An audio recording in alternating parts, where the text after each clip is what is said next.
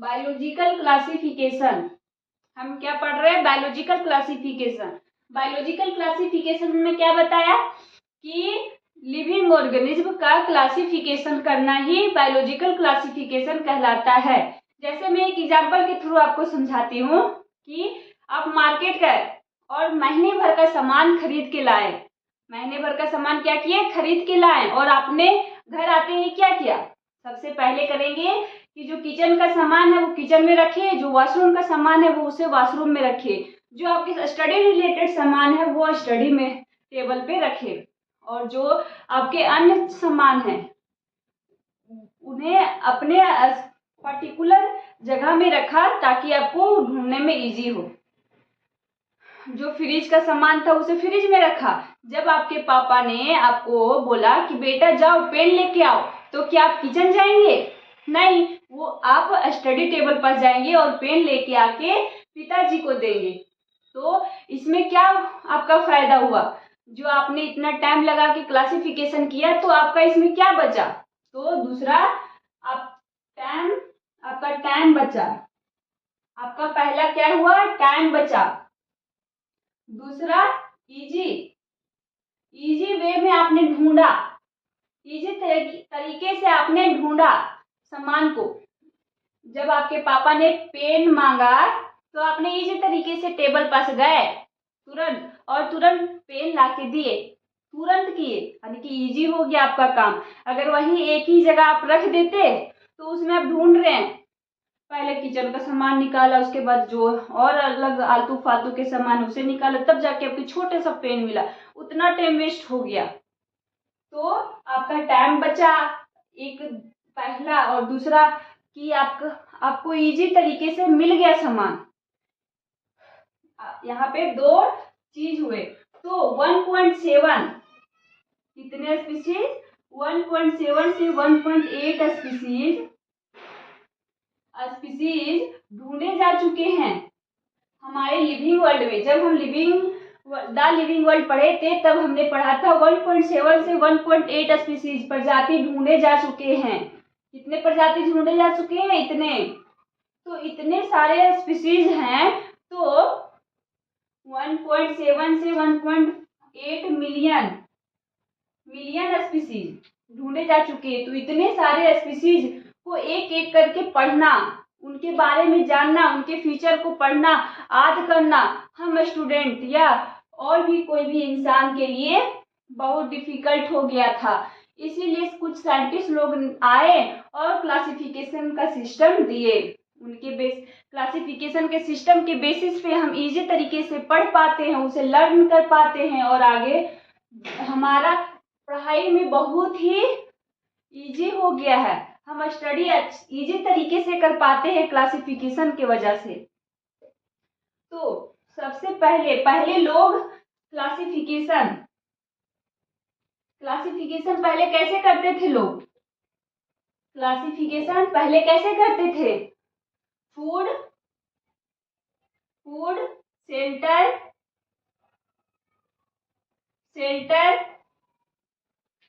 Shelter house,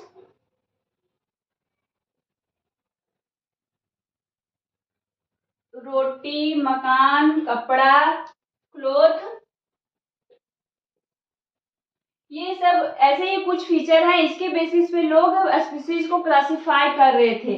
जैसे food के रूप में गोट आ गई, हेन आ गई, गाय क्या देती है? मिल्क।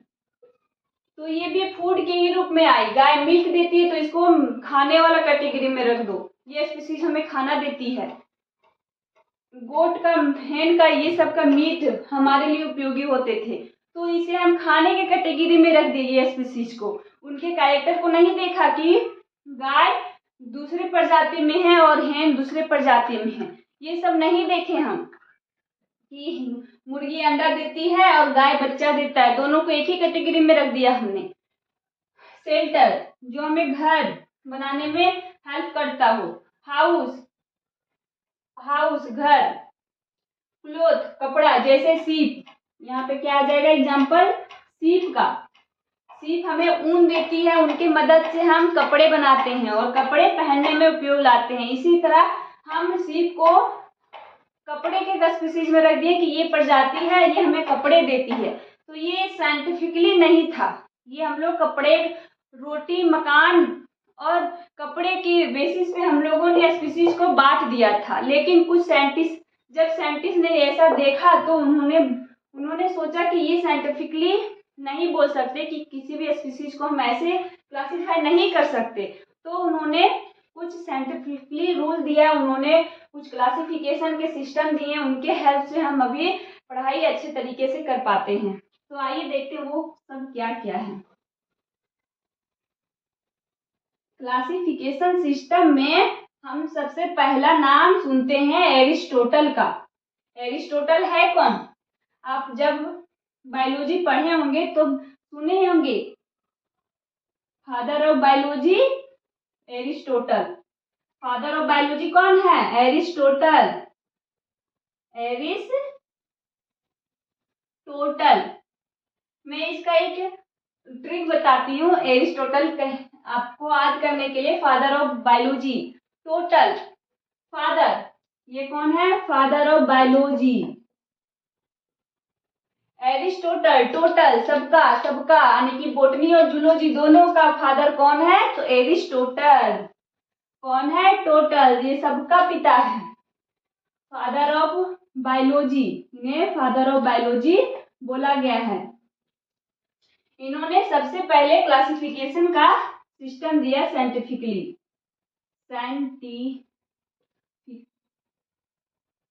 साइंटिफिकली इन्होंने सबसे पहली बार क्लासिफिकेशन का सिस्टम दिया। इन्होंने स्पीशीज को पहली बार क्लासिफाई किया उनके कौन से कैरेक्टर को देखकर? मॉर्फोलॉजी। मॉर्फोलॉजी के कैरेक्टर को देखा। कौन से कैरेक्टर देखा? मॉर्फोलॉजी कैरेक्टर देखा और उन्होंने स्पीशीज को बांटा। कितने ग्रुप में? 2 ग्रुप में। कितने ग्रुप में बांटा उन्होंने? 2 ग्रुप में। पहला प्लांट और दूसरा एनिमल। किसके बेसिस पे? लोकोमोशन के बेसिस पे।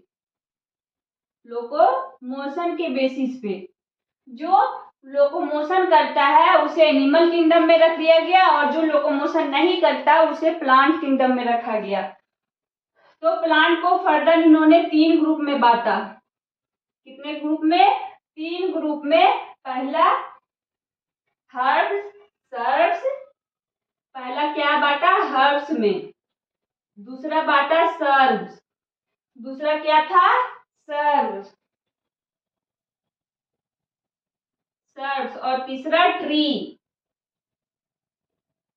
पहला हर्ब्स, दूसरा ट्री, पहला हर्ब्स और दूसरा सर्ब्स और ट्री। तीन ग्रुप में प्लांट को बांटा। किनके बेसिस पे? तो प्लांट को किनके बेसिस पे बांटा? तो मॉर्फोलॉजी के कैरेक्टर के बेसिस पे बांटा। इनका मॉर्फोलॉजी कैसा है?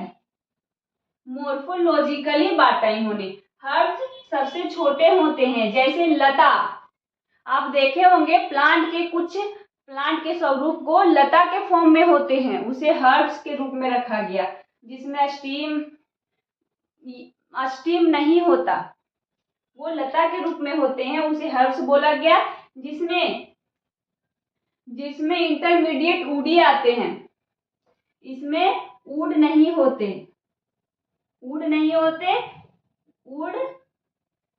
होते और इसमें इंटरमीडिएट ऊड आ जाते हैं। छोटे छोटे पौधे देखे होंगे, छोटे छोटे पौधे, झाड़ियां, उसमें थोड़ा सा ऊड का यंश आता है, उसे हम सर्ब्स में रखें। और ट्री, जो लंबे लंबे पेड़ हैं, जो जिसमें ऊड है, प्रजेंट है,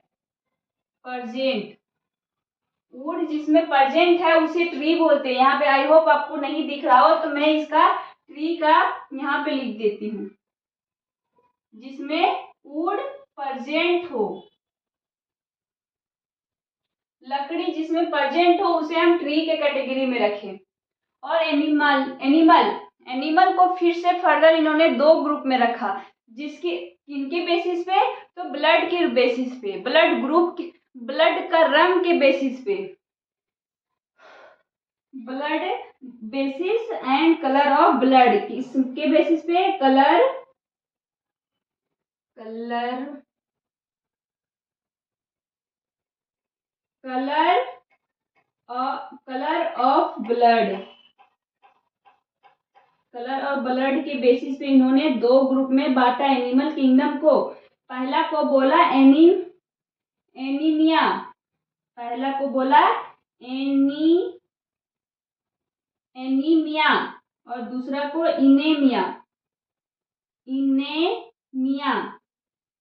पहला को इन्होंने क्या बोला, एनीमिया, और दूसरा को इनीमिया। एनीमिया में ब्लड, जो ये एनीमिया है वो कलरलेस है, कलरलेस, और इसमें कलर प्रेजेंट है। एनिमल को दो ग्रुप में बांटा। मैं फिर से बताती हूँ, एरिस्टोटल जो फादर ऑफ बायोलॉजी है, इन्होंने साइंटिफिकली पहली बार स्पीशीज को साइंटिफिक रूप से बांटा। उन्होंने मोर्फोलॉजी कैरेक्टर को देखकर, जो बाहर, मोर्फोलॉजी कैरेक्टर क्या है, जो बाहरी बनावट है हमारी, जो हम बाहर से देख पाते हैं, ऑब्जर्व कर पाते हैं, जो भी फीचर, उसे हम मोर्फोलॉजी कैरेक्टर बोलते हैं। तो एरिस्टोटल जी ने मोर्फोलॉजिकल कैरेक्टर को देखा, उनके बेसिस पे स्पीशीज को दो भागों में बांटा। पहला किनके बेसिस पे, तो लोकोमोशन, जो लोकोमोशन कर सकता हो। लोकोमोशन है क्या, लोकोमोशन जैसे एक जगह से दूसरे जगह जाना, अपना जगह को चेंज करना ही लोकोमोशन कहलाता है। बॉडी टाइम के अनुसार अपना पोजीशन चेंज कर दे, अपना जगह चेंज करे, तो उसे हम लोकोमोशन कहते हैं। तो लोकोमोशन के बेसिस से उन्होंने स्पीशीज को दो भाग में बांटा, पहला प्लांट और दूसरा एनिमल और प्लांट का ग्रुप बनाया उन्होंने, और प्लांट को फर्दर फिर से 3 भाग में बांटा। किनके बेसिस पे, मोर्फोलॉजी, जो बाहर से दिखते हैं। जैसे प्लांट को हम देखेंगे तो कोई लता के फॉर्म में होता है, कोई छोटे छोटे प्लांट के फॉर्म में होते हैं, तो कोई लंबे लंबे ट्री होते हैं। तो उनके बेसिस पे इन्होंने प्लांट को 3 भाग में बांटा। पहला का नाम दिया हर्ब्स, दूसरा सर्ब्स और तीसरा ट्री। 3 भाग में बांटे। हर्ब्स में जिसमें वुड नहीं होते, वो लता के फॉर्म में होते हैं, और सर्ब्स जिसमें इंटरमीडिएट वुड आते हैं, थोड़ा थोड़ा वुड आ जाते हैं, उसे सर्ब्स बोलते हैं, और ट्री जिसमें वुड प्रेजेंट होते हैं। मोर्फोलॉजी के कैरेक्टर को देखकर प्लांट को 3 भाग में बांटा गया। इसी तरह एनिमल का जो ब्लड है, उसके कलर के बेसिस पे उन्होंने एनिमल को 2 भाग में बांटा। पहला को बोला एनीमिया और दूसरा को बोला इनेमिया।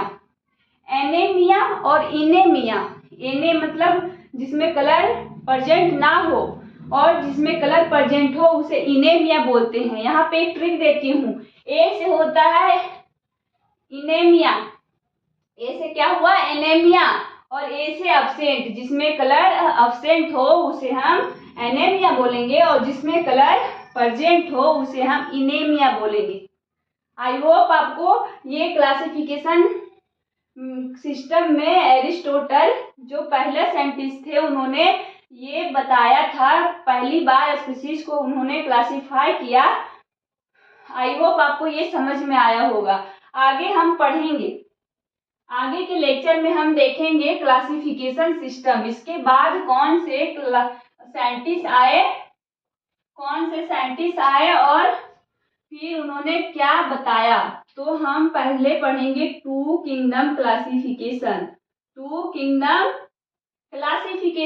फिर आएगा 3 किंगडम क्लासिफिकेशन,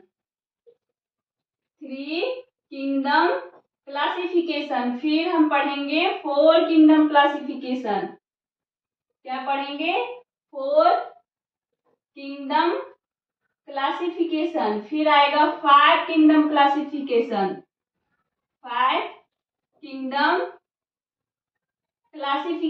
फिर छठा 6 किंगडम क्लासिफिकेशन, आज हमने देखा एरिस्टोटल कैसे क्लासिफाई किए स्पीसीज को। अब हम देखेंगे 3 kingdom classification, 2 kingdom classification, 3 kingdom classification, 4 kingdom, 5, 6। ये सारे किंगडम को हम एक एक करके पढ़ेंगे कि ये 2 किंगडम क्लासिफिकेशन क्या है। 2 किंगडम क्लासिफिकेशन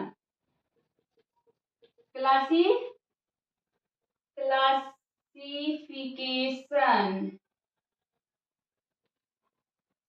2 किंगडम क्लासिफिकेशन क्या है। 3 किंगडम, 2 किंगडम क्लासिफिकेशन कौन दिया, कब, किस लिए दिया, किनके बेसिस पे दिया, इनमें कौन से फीचर को लिया गया, इस तरह सारे किंगडम के बारे में हम पढ़ेंगे। जो भी क्लासिफिकेशन का सिस्टम जो आगे बचा वो हम अगले लेक्चर में देखेंगे। अगर आपको बायोलॉजिकल क्लासिफिकेशन अच्छे से समझना है तो पूरे वीडियो को देखा कीजिए, बीच में ना छोड़ा कीजिए, क्योंकि बीच में छोड़ देने से आपको नहीं समझ में आएगा कि मैं क्या पढ़ा रही हूँ। पूरा वीडियो में बने रहेंगे तो आपको अच्छे तरीके से समझ में आएगी। और सारा वीडियो, सारा लेक्चर अच्छे से देखिए, तभी आपके पूरे चैप्टर अच्छे से क्लियर होंगे। आज हम लोगों ने देखा कि बायोलॉजिकल क्लासिफिकेशन क्या है, क्लासिफिकेशन सिस्टम में एरिस्टोटल द्वारा जो क्लासिफिकेशन दिया गया है उनके बारे में समझा। अब हम अगले लेक्चर में देखेंगे 2 किंगडम क्लासिफिकेशन क्या है। आगे का जो भी क्लासिफिकेशन सिस्टम के जो भी आगे के जो किंगडम क्लासिफिकेशन है वो हम पढ़ेंगे। अगर आपको ये वीडियो पसंद आया तो लाइक करें और शेयर करना ना भूलें, जिसके हेल्प से आपके दोस्तों को भी हेल्प हो जाएगी, वो भी अच्छे से पढ़ सकेंगे। और सब्सक्राइब जरूर करें ताकि अगला नोटिफिकेशन आपको टाइम से मिलता रहे। थैंक यू, धन्यवाद।